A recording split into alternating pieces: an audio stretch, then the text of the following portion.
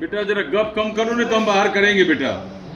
जी अब थोड़ा 5 मिनट हमको मानसिक शांति दो, हम मजा लेंगे। कल हमने आपसे कहा था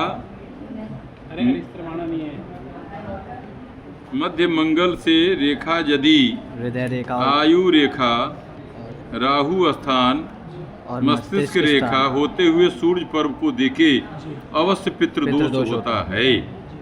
फिर त्रिकोण पर हमने कहा जो इस प्रकार के जिस जातक को स्पर्श करते हुए होगा, ऐसे जातक के जीवन में क्या क्या विसंगतियां होती हैं ये हमने बताया। अब आप देखिए, अरे पहले विद्यालय छोड़ के बाहर जाओ तो। अब हमको डिस्टर्ब कौन अभी बातचीत कर रहा था? अभी आनंदवा कौन कर रहा था? आवाज कहां से आ रही है? देखिए अब अंगूष्ठ से हम लोग चलते हैं।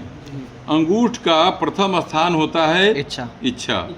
इस स्थान पर यदि ये चिन्ह हो इस प्रकार की, ये देखिए इसको हम यव चिन्ह कहते हैं। यव चिन्ह, यव जिसे हम जस कहते हैं। ये हो गया।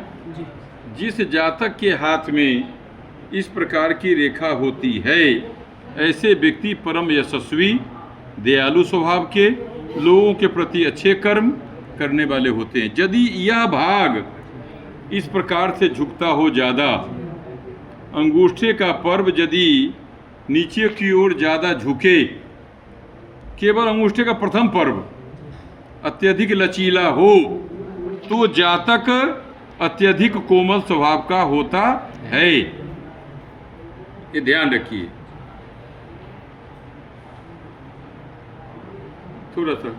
अत्यधिक लचीला होने के कारण जातक स्वभाव से भी कोमल, दयालु और लोगों का परोपकार करने वाला होता है। लेकिन कभी कभी ऐसे जातक दूसरों की प्रशंसा या दूसरों की उन्नति देख करके क्षणिक के लिए ईर्ष्यालु भी होते हैं, क्योंकि जातक का स्वभाव होता है उपकार करना। जिस प्रकार से यह अंगूठे में यश का चिन्ह है और उसके बाद जातक का अंगूठ यदि लचीला हो, तो हमने कहा है जातक यशस्वी होता है, परम उपकारी भी होता है, लोगों का सहयोग करने वाला होता है, बहुत जल्दी विश्वास भी करता है। ऐसे विश्वास करने वाले व्यक्ति के साथ कोई भी जातक यदि असत्य भाषण, छल, प्रपंच करता है तो वह ईर्ष्या का शिकार होगा ही होगा। या कभी कभी ऐसे जातक किसी व्यक्ति विशेष के प्रभाव में किसी जातक को पढ़ाई लिखाई में, खान पान में, रहन सहन वातावरण में, जीवन के उत्थान के क्षेत्र में भी सहयोग करते हैं। यदि ऐसे जातक यदि स्वभाव से हो और उनका उपकार जिसके प्रति उसने किया, यदि वह उपकार उसका न मान के किसी अच्छे पद पर पहुंचा, जातक कुछ क्षणिक ईर्ष्यालु जरूर होता है, दुष्ट नहीं होता। दुष्टता में और ईर्ष्यालुपना में अंतर आता है। दुष्ट व्यक्ति हानि पहुंचाता है, ईर्ष्यालु व्यक्ति अंदर ही अंदर थोड़ा क्रोध करके रहता है, जो कि इतना हम सुंदर स्वभाव के थे, इतना हमने पुण्य कार्य काम किया, इतना हम धर्मात्मा रहे, फिर भी हमारा भगवान ने काम नहीं किया, और जो व्यक्ति गलत क्रिया करते थे उनका इतना बड़ा उत्थान हुआ, ऐसा माना गया है। अब देखिए, यदि इस स्थान पर इस प्रकार की रेखा अंगूठे में हो रक्त वर्ण का, ये देखिए प्रथम पर्व में ऐसा माना गया है। अब अपना अपना सब अपना विचार कर लीजिएगा। जल के समान, जल जब माने लेता है ना अपना स्वरूप, तो प्राय ऐसे से तो उस प्रकार की रेखा हो। जल जब बहता है तो देखिएगा बहुत तेज धार होने के बाद भी कभी कभी ऐसे भी कर लेता है। तो उस प्रकार की छोटी छोटी रेखा यदि प्रथम इच्छा पर्व में हो, ऐसे जातक अनंत इच्छा कारक होते हैं, अनंत जगहों पर निवास करते हैं, अनंत तीर्थों में निवास करते हैं, बड़े बड़े संत महापुरुष दार्शनिक लोगों की संगति प्राप्त करते हैं और बहुत विद्वान भी होते हैं। जी ऐसे लोग विद्वान होते ही होते हैं, ये आपको मैं बता देता हूँ। इच्छा पर्व पर यदि इस प्रकार की चिन्ह हो, यशकारक हो, लचीला हो, तो जातक बाल्यकाल से ही अपने घर के बाहर होगा या किसी अच्छे तीर्थों में निवास करेगा, अच्छे संत महात्मा विद्वानों की संगति प्राप्त करता है, लेकिन थोड़ा उसको पारिवारिक कष्ट का भी योग होता है। ऐसे जातक को कभी कभी पारिवारिक कष्ट, जैसे माता पिता में से किसी एक व्यक्ति का शरीर से कष्ट होना, निर्धन होना, या जिस क्षेत्र में वो जाने के लिए शिक्षित होना चाहता है आर्थिक अभाव होना, यह जातक के प्रमुख कारण भी हो सकते हैं। इसलिए वह जातक अपने घरों के बाहर या किसी दूर प्रदेश में जाकर के शिक्षा को ग्रहण करता है, लेकिन बहुत ही अच्छे तीर्थ स्थान में निवास करता है, बहुत अच्छे लोगों की संगति उसे प्राप्त होती है, 2-3 गूढ़ विषयों के जानकार भी होते हैं। यह इसका जातक का है। फिर इसके लक्षण हम इसलिए आपको बता रहे हैं। अंगूष्ठ में नाखून पर्व पर, जैसे ये है नाखून पर्व के इस पर्व पर, प्रारंभ के अंतिम पर्व में यदि इस प्रकार का चिन्ह हो नाखून में चंद्र के समय, ऐसा होता है। परम यशस्वी, गुरु प्रेमी, धर्मानुरागी, भगवत स्नेह और परम सौभाग्यशाली जातक माना गया है। अधिकांश में भी देखी जाती है, जो कि अधिकांश के चेहरे में भी विकृति तो नहीं है।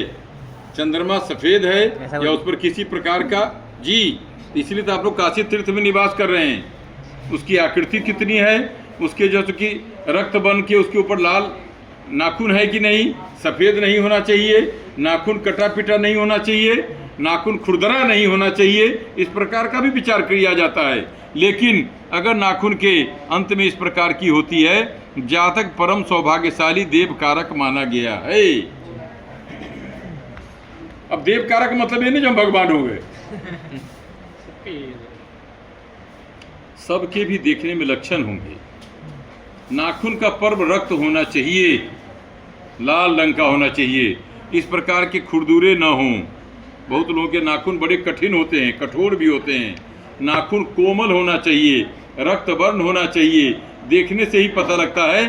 अंदरमा से माने अंदर से आकाश में चंद्रमा के समान छोटी छोटी तिल टाइप का दिखाई पड़ता है इस प्रकार के जातक के हाथ में। जातक का ये स्वरूप बहुत कोमल होगा, कठोर नहीं होगा। इस प्रकार के जातक का ऐसे कठोर हाथ नहीं होता, ये माना गया है। लेकिन यदि इस स्थान के नीचे तर्क स्थान पर इस प्रकार की रेखा हो, 1 या 2, या इस प्रकार की रेखा हो या इस प्रकार की रेखा हो, भयंकर तार्किक होगा। अपने तर्क के आगे जल्दी किसी को चलने नहीं देगा। जैसे न्यायाधीश, वकील सब होते हैं, बड़े बड़े अधिकारी लोग होते हैं, उस प्रकार की रेखा ऐसे जातक के हाथ में जरूर होती है। जिसके बहुत तार्किक मन हो, बहुत पढ़ाई लिखाई में गूढ़ विचार रखता हो, बहुत गूढ़ विषयों की जानकारी रखता है, ऐसे जातक के इच्छा पर्व के पास यदि इसके ऊपर, इस पर्व के ऊपर और जब चिन्ह के नीचे यदि लंबी रेखा हो या इस प्रकार की रेखा हो, जातक विषयों के अत्यधिक जानकार होते हैं। उसके बाद जातक के इस विचारों के फलभूत वह अच्छे से, 1 मिनट थोड़ा सा जरा, प्रकार की तार्किक हाथ होती है। हमने आपसे कहा था जो बच्चा जब जन्म लेता है तो माता पिता के गर्भ संस्कार से पहले इच्छा और तर्क, ये हमने आपको पहले दिन कहा है। इसका बहुत बड़ा प्रभाव इसके ऊपर पड़ता है। बहुत सारे माता पिता जो है भले अपना सुख प्राप्त करते हैं या नहीं प्राप्त करते हैं, अच्छे संतान के जन्म की कामना करते हैं और उनके शिक्षा दीक्षा में यदि उनको अपना शारीरिक भी सुख प्राप्त न हो तो जातक के मन में होता है कि मेरे घर में कोई कुल श्रेष्ठ संतान जन्म ले। ये आप समझिए। इस प्रकार के जातक के चिन्ह में यदि इस प्रकार का भी चिन्ह है या इस प्रकार का भी चिन्ह अगर होगा, उस जातक के गर्भ में या परिवार में जरूर अच्छे संतान की उत्पत्ति होगी। ये निश्चित समझिए। क्यों? उसके बाद की प्रक्रिया होती है उच्च शुक्र, संतान कारक भाव। यह है, ये देखिए, ये संतान कारक भाव है। यदि आप अच्छे विचार से अपने परिवार में उन्नति के लिए, संस्कार के लिए, धर्मादि कार्य करने के लिए, समाज सेवा के लिए या अन्य किसी पुण्य कार्य करने के लिए यदि आप संतान को जन्म देना चाहते हैं तो यह अवश्य यह रेखा यहाँ पर प्रगाढ़ रहेगी। आज के युग में तो थोड़ी सी लौकिक ज्ञान भी जरूरी है। बहुत लोगों के रेखा यहाँ न होकर के यहाँ भी हो रहे हैं। यहाँ पे भी। ये देखिए यहाँ भी हो रहे हैं। इसका ये मतलब नहीं होता जो कि संतान उसको जन्म नहीं लेगा, संतान जन्म लेगा, लेकिन आज के आधुनिक परिवेश में दवा इत्यादि का अन्य प्रकार के उपयोग करने के कारण बहुत सारे जातक और जातिका, और दूसरी बात हमने आपको पहले दिन कहा है, 16 साल से लेकर के 25 साल या 27 साल की अवस्था में जब भी आपके परिवार के मानसिक सदस्य, अपभ्रंश शब्द का उपयोग न किया जाए, उस प्रकार के जातक जब बाहर शिक्षा दीक्षा या नौकरी व्यवसाय में जाते हैं तो कभी कभी इस प्रकार की व्यवस्थाएं भी हो जाती हैं।